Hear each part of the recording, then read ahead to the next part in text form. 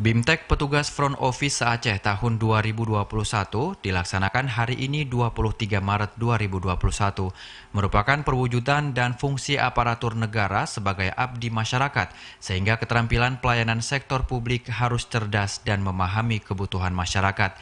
Kegiatan ini juga diharapkan dapat menciptakan layanan pencatatan sipil yang optimal, sehingga dapat memberikan kepuasan tersendiri bagi penerima layanan dalam memperoleh informasi terhadap pencatatan sipil di kabupaten kota.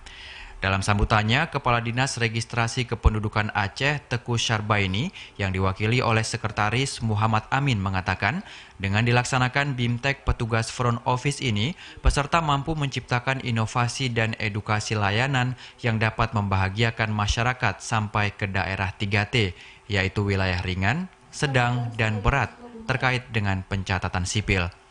Sebagai petugas front office sekaligus ambasador layanan pencatatan sipil, selaku instansi pelaksana penyelenggaraan Adminduk dapat memberikan pelayanan terintegrasi dan digital satu loket, serta bisa melayani semua pelayanan dokumen kependudukan.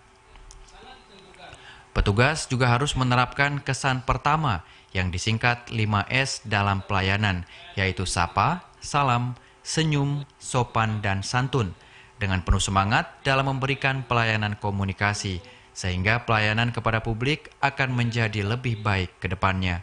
Tim Liputan TVRI Aceh melaporkan.